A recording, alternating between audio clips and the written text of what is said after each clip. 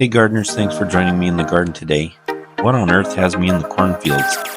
I'll show you what's been bugging me lately. Good morning, gardeners.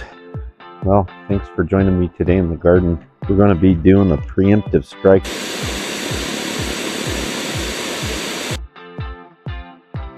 Okay, so before we were so rudely interrupted by my microphone, here I am out in the field. This is what's going to bring us full circle by the end of our video. We're starting here because this is where the obvious signs of the pests that I'm having a problem with are, and I want to walk around the garden. This is a routine daily activity. Walk around the garden, look for what should be going on and what shouldn't be going on. Here's an example of something that's good to be going on. You've got bees doing their work, pollinating, but then you come across this and you're thinking this is not something that should be going on. And this is what's been going on for the last several weeks.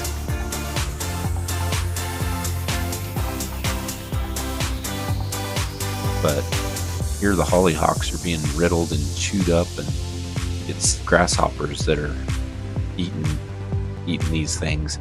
They're very selective. They've obviously, like hollyhocks, they've left my grapes alone, thankfully. But other plants that they've taken to, we'll see here in a little bit. Sunflowers took a little hit,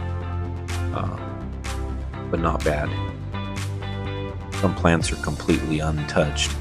And then this is mint that I tried this year, putting it in the midst of my pumpkin patch to see if it wards off critters.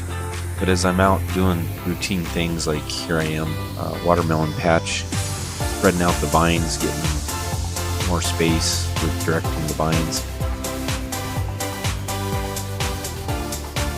Then I moved on to the cucumbers and training them to the trellis. And as I'm doing these routine tasks, I'm checking for bugs and for the things that should be there and the things that shouldn't be there.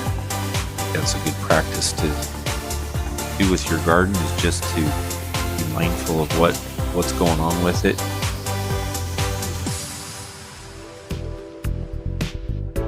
Here I'm training these cucumbers to the trellis, and eventually their little tendrils will latch on and they'll do the rest of the climbing for me. So I'll just note in passing this use of clover. I'm going to do a video on it, checking for bugs, things that should be and shouldn't be there.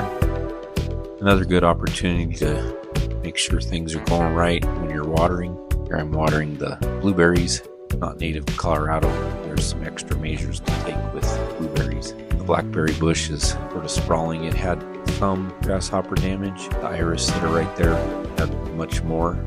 And here I am picking some tomatoes, some of the harvest. As I do that, I notice some pests that I've got to get rid of. Look at there. That's not supposed to be there. That's the haul for the day. My corn pests. I noticed yesterday that the grasshoppers are heading towards my crop, so I'm gonna have to work towards fixing that. So what I'm gonna be using this morning is this food grade. It's upside down, but diatomaceous earth food grade. I've got this for the chickens, and they use it to their dirt bath in. Today I'm going to use it in this dispenser. The dispenser from Harris.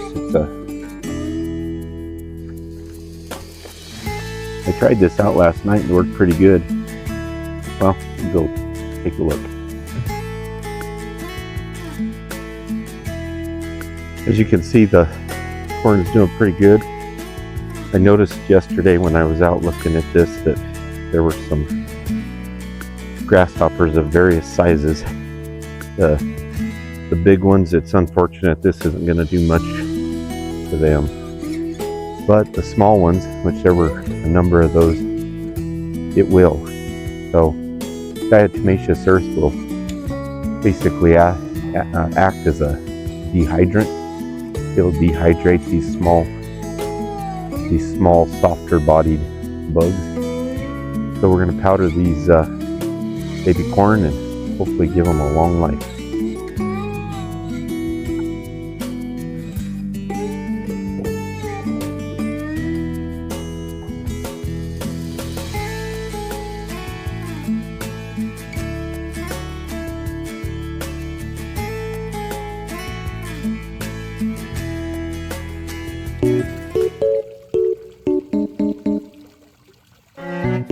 Let's go check out this corn patch. This is a couple weeks from when I put diatomaceous earth on it. I don't know if it was helpful or not. The corn is doing pretty good. Doing really well this year. It's the biggest crop of corn that I've grown, and that diatomaceous earth may have done some good. It's hard to tell. It did rain, and so probably washed most of it off. Honestly, I think grasshopper love this hedge of woodbine better, and so they've been over there. But in any case, whether the diatomaceous earth helped or not, I don't know, but it wasn't a difficult task of putting it on there, and if it killed a few, that's great.